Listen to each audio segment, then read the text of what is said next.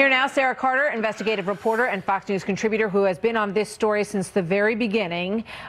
Sara, a bunch of questions for you, but first, sort of your overall reaction to whether or not, and you've spoken with him, you reported on his story. Do you believe him? Yes, I actually do, to a certain extent. Look, of what I could verify. I have verified that he had a relationship with Maria Butina, that he did meet her at the Freedom Fest in 2015 when she approached him. What was really interesting, Martha, is that when she approached him in 2015, it was almost as if he met his doppelganger, right? She was talking about Milton Friedman. I mean, what 26-year-old do we know out there that talks about Milton Friedman and libertarianism the way that she did? He's a very intellectual man. He's extraordinarily intelligent, and so sometimes when he's transmitting, it comes across a little bit like he's trying to tell you too much. I spent a lot of time working on this story. I was able to verify their relationship. I was able to verify that he had known her for approximately 3 years after that. I was able to verify that he went to the Department of Justice in April on 2 occasions, April 5th and then April 30th. He delivered a litany of documents, text messages, emails, and other documents to prove his communications with the FBI, and left those with attorneys at the DOJ. And I was also able to verify that he did communicate with the FBI. Now, after he met Maria Butina in 2015, and the second time that she approached him, which was the next day after his major speech at the Freedom Fest, he did contact the FBI and said, there's this Russian gal, she wants to meet with me, she seems to care about libertarianism very much, but I'm a little concerned, should I meet her?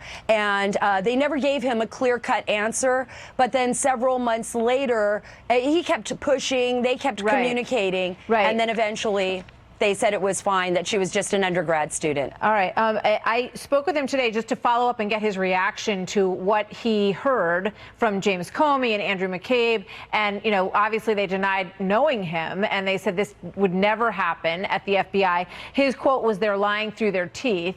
And on that front, your thoughts on that?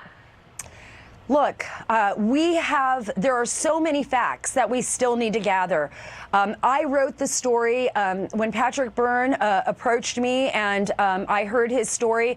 I said, I need to verify certain facts before I run this. Either way, it's a big story, right? Here's the CEO of a billion-dollar company. He's highly intelligent, very well respected.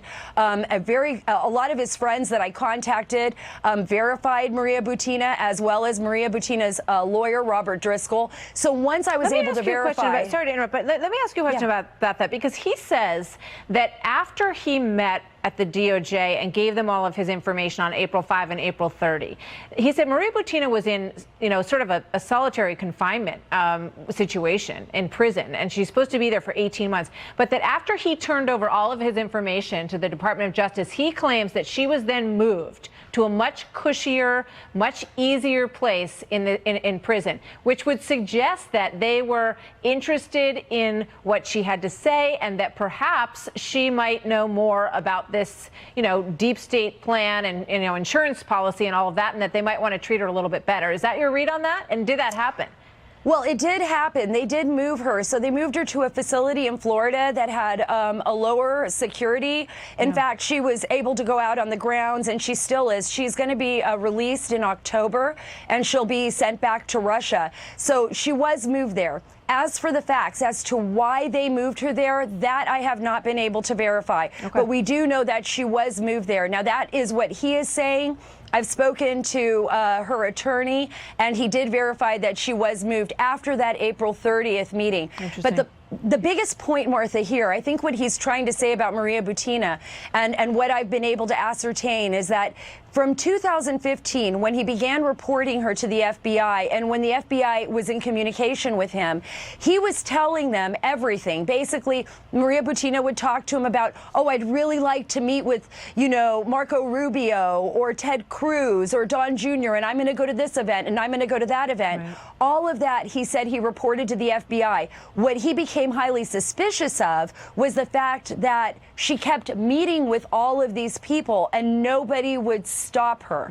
And that became a concern for him. Yeah. It could have been a counterintelligence investigation and that they didn't want to interrupt. I think what would be interesting to know is if she approached Hillary Clinton and whether or not, or the Clinton campaign, and whether or not the Clinton campaign was actually debriefed on Yeah, her. that's That a would great be something. question. That's a great question. And I just want to make a point that he made when I spoke with him today. He said that he misspoke yesterday in one of his interviews and suggested that she was trying to meet with the president and that there was an attempt to arrange that. And that's been reported places. He said that is not what I intended. And in the other conversations, he was referring, he says, to Don Jr., not to the president. Correct. And he wanted to make that clear as well. Sarah, we'll stay on it. I know you will. And thank you very much for being here tonight. Great to talk to you. Thank you, Martha. You bet. Thank Good to you. see you.